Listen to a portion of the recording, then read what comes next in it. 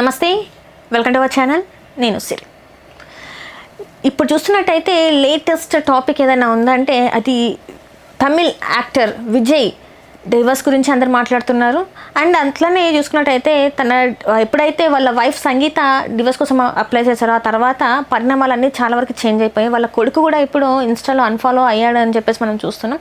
ఇందుకు అసలు ఎందుకు ఇలాంటి పరిణామాలు చోటు చేసుకున్నాయి అండ్ అలానే ఆ మహిళ ఎవరు, ఎందుకంటే సంగీత ఆ మహిళ ఎవరు అనేది ఇంతవరకు అందులో మెన్షన్ చేయలేదు. ఇంతకు ఆ మహిళ ఎవరు అనేది కూడా ఇప్పుడు చర్చనీయాంశమైంది. సో దీనికి సంబంధించి మరిన్ని విషయాలు మనకు తెలియజేయడానికి మనతో పాటు ఉన్నారు ప్రముఖ సినీ క్రిటిక్ దాసరి విజ్ఞాన్ గారు. నమస్కారం సార్. నమస్తే. సో ఇప్పుడు చూసుకున్నట్టయితే ఏదైనా హాట్ టాపిక్ ఉంది అంటే సినిమా ఇండస్ట్రీలో తమిళ్ యాక్టర్ ఎవరైతే తలపతి విజయ్ డివోర్స్ గురించి చాలా చర్చనీయాంశమైంది. అండ్ వాళ్ళ కొడుకు ఇప్పుడు అన్ఫాలో అయిపోయాడు. అండ్ ఇంకొకటి ఏంటంటే డివోర్స్ అప్లికేషన్లో వివాహేతర సంబంధం ఉంది, సోషల్ మీడియాలో పోస్ట్లో ఉన్న వాళ్ళిద్దరివి కలిపి అని చెప్పేసి పెట్టారు, కానీ ఆ మహిళ ఎవరనేది పెట్టలేదు. ఎందుకు పెట్టలేదు, ఏంటి ఇదంతా ఇప్పుడు చర్చనీయాంశమైంది, ఏంటి అంటారు అసలు? ఆడ మగ కలిసి ఈ మధ్యకాలంలో ఫ్రెండ్స్ మంచిగానే తిరుగుతున్నారు. అంటే కలిసి కూర్చున్నారు అంటే ఇక ఖచ్చితంగా వీళ్ళు తర్వాత మంచం మీదకి వెళ్ళి డొర్లుతారని కాదు.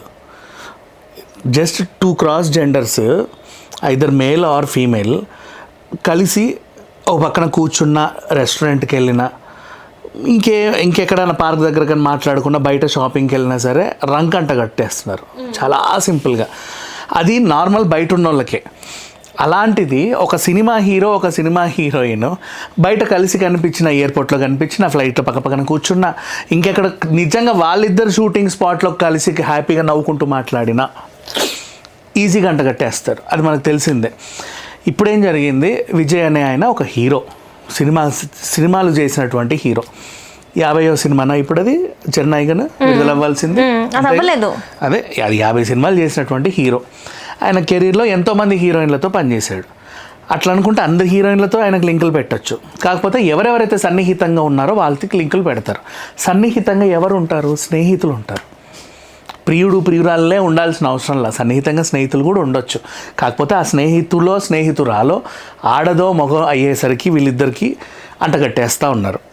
సరే అట్లా అని చెప్పేసి కొంతమంది నిజంగా రిలేషన్లో ఉన్న హీరోయిన్లు కూడా ఉన్నారు, నేనేం తప్పుపట్టట్లా. ఇకపోతే టీవీకే అని ఆయన పార్టీ అనౌన్స్ చేశాడు. మద్దతు పెరిగింది జనాల్లో. మైకు పెడితే జనాలు వస్తుండ్రు, ఎక్కడ స్టే చేసినా గుమి కొడుతుండ్రు. వస్తున్నాడంట ఈ రూట్లో అని తెలిసినా ఎగబడి వస్తున్నారు. ఇట్లా చూసేసరికి ఏంటంటే ఇతనికి మద్దతు ఉంది, కానీ చాలామంది జనాలు వస్తుంటే రాజకీయ నాయకులు కన్నేస్తారు. దాదా మా పార్టీ కంటే ఒప్పుకో, లేకపోతే అట్లీస్ట్ మాతో ఫ్రెండ్షిప్ చేయి, నువ్వు నాకు మద్దతు ఇవ్వు, నేను నీకు మద్దతు ఇస్తా, నీకు ఇన్ని సీట్లు నాకు ఇన్ని సీట్లు పంచుకుందాం, మన ఇద్దరం నవ్వుకుంటూ తిరిగామనుకో అన్ని ఓట్లు మనకే వస్తాయి. ఇట్లాంటివి అడిగేవాళ్ళు వాళ్ళ తప్పేం లేదు, అడగవచ్చు. అండ్ వచ్చిన ప్రతి ఒక్కరిని ఒప్పుకోవాలని ఈయనకి ఏం లేదు, ఈయన కూడా తిరస్కరించవచ్చు. అట్లా స్టేట్ వైజ్ కానీ నేషనల్ వైజ్ కానీ కొన్ని పార్టీలు పొత్తు పెట్టుకొని ట్రై చేస్తాయి. అయితే ఇక్కడ విషయం ఏంటంటే నేషనల్ వైజ్గా ఉన్న పార్టీ ఇతనితో పొత్తుకొచ్చింది. నేనే నీ దగ్గరకు వస్తే నన్ను కాదంటావా అనే విషయంలో ఉండు, నీ సంగతి చెప్తా. ఏం చెప్తావు? నీ దగ్గర జనాలు వస్తున్నారు కదా, అక్కడ చెదరగొట్టి ఏం చేశారు? కొంతమంది చనిపోయారు. ఆ అపవాదం ఎక్కడికి వెళ్ళింది? నీ మీదకి వచ్చింది. వీళ్ళు దానికి కూడా తిరగపడి సిబిఐ ఎంక్వైరీ చేయించండి, అసలు ఎట్లా జరిగిందో చూడండి, మీరు అడిగేది తప్పు, నేను వాటర్ బాటిల్ ఇస్తే చనిపోయారని, ఇంకేదో అని, నేను లేట్ వచ్చానని, వాళ్ళు అప్పటికే అలసిపోయి ఇట్లా పడిపోయారని రకరకాలు చెప్తున్నాం. మీరు చిందరబందరగా చెదరగొడితే అటు ఇటు గందరగోళం సిచ్యువేషన్ అయ్యి వాళ్ళు అలా చేశారు. మేము వాదిస్తున్నాం, మా తరఫున వాదనలు కూడా వినాలి కదా. వాళ్ళు ఒక కమిటీ వేశారు, ఆ కమిటీ మాకు అభ్యంతరం అని చెప్పారు. ఎందుకంటే ఆ కమిటీ కూడా పోలీసులకు చెందిందే కాబట్టి. ఇక్కడ మేము అభియోగం మోకేది పోలీసుల పైన. మీరు వేసిన కమిటీ కూడా పోలీసులే, వాళ్ళకి ఏమైనా పార్షియాలిటీ చూపించుకునే ఇది ఉంటుంది, మీరు సిబిఐకి ఇవ్వండి అని వీళ్ళు అన్నారు. సరే ఆ వ్యవహారం ఏదో నడుస్తూ ఉంది. ఈలోపు మళ్ళీ ఏం చేశారు, ఈయన ఏదో సినిమా తీస్తున్నాడంట, ఆ సినిమాతో వస్తున్నాడంట, మళ్ళీ ఆఖరి సినిమా అన్నాడు కదా, జనాలకి ఏదో గట్టి సందేశమే ఇస్తాడు. ఎందుకంటే ఏపీ పాలిటిక్స్లో కూడా చూసాం మేము, సినిమా ద్వారా భయంకరమైన డైలాగులు ఉంటాయి అటు ఇటు, అలా ఏమైనా ఉండబోతుందని తెలుసుకొని ఎందుకైనా మంచిది ఆ సినిమాని ఏదో ఆపేయండి. సెన్సార్ బోర్డులో ఉన్న ఒకడికి అభ్యంతరం. ఏం సినిమా అది? మన భగవత్ కేసరి రీమేక్. పోనీ అంటే నువ్వు కొత్త సినిమా తీసినా నేను అభ్యంతరం చెప్తా, ఆల్రెడీ ఒక సినిమాకి రీమేక్ అన్నప్పుడు ఆ సినిమా ఏంటో చూడు, ఆ సినిమాలో అభ్యంతరం తెలపడానికి ఏమున్నాయి, అందులో ఒక నీతి ఉంది. ఈ నీతి ఆయన ఆ ఏరియాలో చెప్దాం అనుకున్నాడు. ప్రజెంట్ సిచ్యువేషన్స్ కూడా అలాగే ఉన్నాయి కాబట్టి అలా చెప్పి ఆడవాళ్ళ మనసులు గెలుచుకుందాం అనుకున్నాడు. చిన్నపిల్లలకి దగ్గర అవుదాం అనుకున్నాడు. మహిళలకి పిల్లలకి దగ్గర అయితే చాలు, కుటుంబంలో ఓట్లు ఎట్లా పడతాయని చెప్పేసి ఆయన అనుకున్నాడు. స్ట్రాటజీ కూడా తప్పేం లేదు. ఆ టైంలో ఏం చేశారు, వీళ్ళకి ఎప్పుడు 1999లో పెళ్ళయింది. మా 2 పిల్లలు, 25 వయసు, అబ్బాయి అమ్మాయి. 2023 నుంచి అయితే వీడు సపరేట్గానే ఉంటున్నారు. ఓ 3-4 ఏళ్ళ నుంచి సపరేట్గా ఉంటున్నప్పుడు నీకు అదేంటంటే జస్ట్ మేము మాట్లాడుకోవట్లేదు, దూరంగా ఉన్నాం. చాలామంది అంతే, కొంతమంది విడాకులు తీసుకోకుండా కూడా సపరేట్గా ఉండే వాళ్ళని చూసాం మనం. చట్టపరంగా విడాకులు తీసుకుంటే బాగుంటుంది అని అనుకున్న వాళ్ళు తీసుకుంటారు అంతే.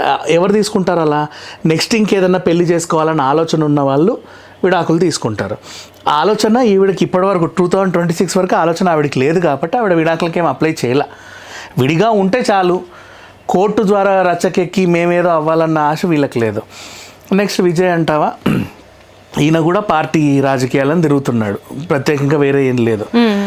ప్రజెంట్ ఆమెను తీసుకొచ్చి ఎట్లా సపరేట్ ఉంటున్నావు కదా, వాడిట్లా వీడిట్లా అట్లా మొన్న ఒక బీజేపీ అయినా చెప్పాడు, విన్నావా?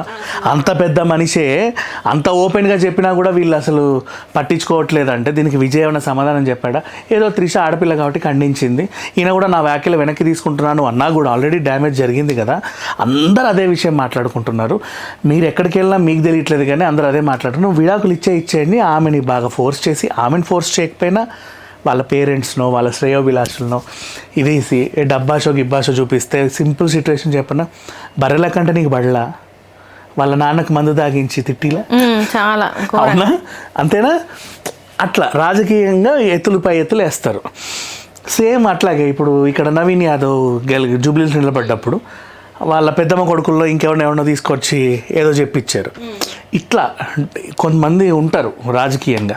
సో ఇప్పుడు ఈయన ఎలక్షన్లు దగ్గర వస్తున్నాయి, ఈయనకేమో జనాల మద్దతు పెరుగుతుంది. నేను ఎంత నెగిటివ్ చేయాలంటే అంతే అయిపోతుంది.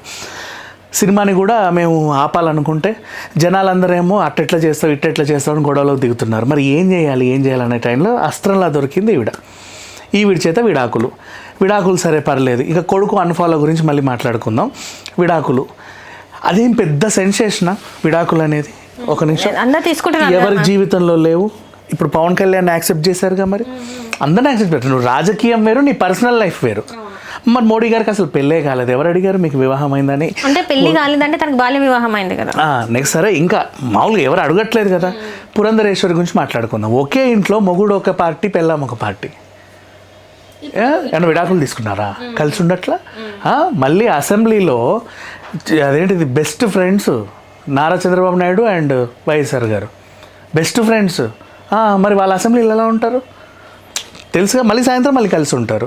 10 ఏళ్ళు జబర్దస్త్లో రోజా నాకు పక్కనే ఉండి నవ్వుకున్నారుగా, గిల్లుకుంటూ. అప్పుడు కూడా ఆయన వాళ్ళ తమ్ముడు పార్టీలో పెట్టి ఈమె పార్టీనే తిడుతున్నాడుగా. మరి ఇన్నున్నప్పుడు కూడా వీళ్ళు కలిసి ఉంటున్నారు అంటే రాజకీయం వేరు, ఇది వేరు యాక్చువల్గా. కానీ వీళ్ళని గిల్లాలి అంటే ఏదో ఒకటి చేయాలి, లాస్ట్ వరకు ఉన్న ఛాన్స్ నన్ను యూటిలైజ్ చేసుకోవాలి. అట్లా ఇప్పుడు ఈవిడ విడాకులు అనింది. ఇప్పుడు భరణం ఎంత ఇస్తారు? భరణం గురించి మాట్లాడాలంటే 1 లైన్లో చెప్తా, ఇది మళ్ళీ పెద్ద సబ్జెక్ట్. మొగుడు ఆస్తిలో పెళ్ళానికి హక్కు లేదు, అది సుప్రీంకోర్టు ఇచ్చిన తీర్పే. వాడు ఎంతైనా సంపాదించని, నీ డ్యామేజ్ ఎంతవరకు, నీకు మెయింటెనెన్స్ ఎంతవరకు, ఎంతగానో అంతకో లెక్క ఉంటుంది. నువ్వు ఎన్నని అడగొచ్చు. వాడికి 1,00,000 కోట్లు ఉన్నాయి, అందులో 1,00,000 కోటి నాకు, 1,00,000 కోట్లు వీళ్ళకి. నో, పిల్లలకి మెయింటెనెన్స్ దానికి వాళ్ళు లెక్క కట్టి అంతే ఇస్తారు. నువ్వు ఎంత డిమాండ్ చేస్తే అంత ఇవ్వరు.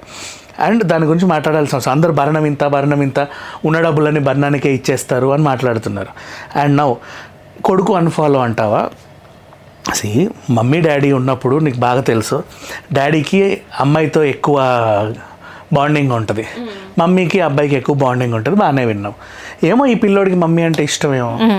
మమ్మీ విడాకులు అనేసరికి అందరూ మాట్లాడేసరికి ఈయన కూడా నేను మమ్మీ తరఫున ఉండాలి అని అనుకొని, మా మమ్మీ అనుకొని అన్ఫాలో చేస్తుంటాడు. తప్పేంటి? అంటే గతంలో ఇప్పుడు త్రిష గురించి మాట్లాడింది ఏంటంటే 2021 నుంచి వెళ్ళి అఫేర్ ఉంది అన్నట్టు. కానీ గతంలో కూడా తనతోనే ఒక సినిమా చేసిన తర్వాత ఇట్లానే ఏదో అయితే వాళ్ళ విజయ్ వాళ్ళ ఫాదర్ ఉండి, ఇంకా ఎప్పుడైనా నువ్వు విజయ్తో సినిమాలు ఒప్పుకుంటే మాత్రం మంచిగా ఉండదు అని చెప్పేసి బెదిరించారని చెప్పేసి ఒక రూమర్ కూడా బాగా గట్టి వినిపిస్తుంది. అంటే ఇది ఎప్పటి నుంచో ఉంది, అప్పటి నుంచో వీళ్ళిద్దరి మధ్యన చాలా విభేదాలు వచ్చాయి, అది ఇప్పుడు తారస్థాయికి వచ్చింది అని చెప్పేసి ఇప్పుడు అని అంటున్నారు. విజయ్ కృష్ణన్ అంట, త్రిష కృష్ణన్ అంట, TVK త్రిష విజయ్ కృష్ణన్ పార్టీ పేరంట. అసలు ఆయన అంతా కష్టపడి సినిమాలకు కూడా దూరం అయిపోయి పార్టీలో ప్రజాసేవ చేయడానికి వస్తా అంటే వీళ్ళు ఇలా మాట్లాడుతున్నారు. అండ్ ఇంకొకటి, ఇప్పుడు వీళ్ళ వ్యవహారం విడాకుల దాకా వచ్చింది, ఈయనకి మద్దతు పెరుగుతూ ఉంది ప్రతి నిమిషానికి ప్రతి దాంట్లో. నెక్స్ట్ అంటే కావాలనే మా నాయకుడిని ఇబ్బంది పెడుతున్నారనేది జనాలకు బలంగా వెళ్ళింది. అండ్ విడాకులు అనేది అది వీళ్ళ పర్సనల్ ఇష్యూ. అండ్ నెక్స్ట్ ఇప్పుడు విడిపోయినంత మాత్రాన కొడుకు ట్వీట్ చేశాడు అది ఇదని మాట్లాడుతున్నారు కదా. నిన్న రాధికా శరత్ కుమార్ అదే ఈవెంట్లో వరలక్ష్మి సరస్వతి అనే సినిమా తీస్తుంటే ఆయన మాజీ భార్య అక్కడికి ఉంది, రాధిక అక్కడ ఉంది. మాజీ భార్య రాధిక గురించి చాలా బాగా మాట్లాడింది, రాధిక ఆవిడ గురించి చాలా బాగా మాట్లాడింది. ఇద్దరు అక్కడే ఉన్నారు. మరి ఈ సిచ్యువేషన్ చూడ ఎంత క్యూట్గా ఉందో. అంటే వాళ్ళ ఫ్యామిలీ వాళ్ళు ఎప్పుడైనా బాగానే ఉంటారు, ఇప్పుడు తిట్టుకున్నా కొట్టుకున్నా ఏం చేసినా సరే ఫ్యూచర్లో ఎప్పుడైనా సరే. కానీ ఇప్పుడు మాట్లాడుకునే వాళ్ళు ఉంటారు చూసావా, అట్లా వీళ్ళకు టాపిక్ కావాలి ఖచ్చితంగా. సో ఇక్కడ అసలు విషయానికి వస్తే విజయ్ ఒకవేళ నిజంగా త్రిషను పెళ్లి చేసుకోవాలనుకున్నా అది ఆయన పర్సనల్. వాళ్ళ ఆవిడకి అభ్యంతరం ఉంటే విడాకులు ఇచ్చి చేసుకుంటాడేమో, ఈమెకి ఆయనతో ఉండాలి వాళ్ళ పర్సనల్. ఆ అబ్బాయికి త్రిష యాక్సెప్టెడ్ కాకపోతే అన్ఫాలో చేస్తాడు, యాక్సెప్టెడ్ ఉంటే ఫాలో అవుతాడు, అంతేగా. ఎంత కాదన్నా ఆయన రాజకీయ జీవితం సినీ జీవితం ఆయన పర్సనల్. రచ్చకెక్కి మాట్లాడే హక్కు ఎవరికీ లేదు. రైట్ అండి, thank you so much. Hello, Telugu రాజ్యం ఛానల్ చూస్తున్నారా? సామాజిక రాజకీయ జీవన చిత్రణే తెలుగు రాజ్యం. అతిశయోక్తులు అసత్యాలు ఉండవు. రాజకీయ కోణం కాదు, ప్రజా కోణమే కొలబద్ద. తెలుగు రాజ్యం వీక్షణ మీ ఉత్తమ అభిరుచికి నిదర్శనం.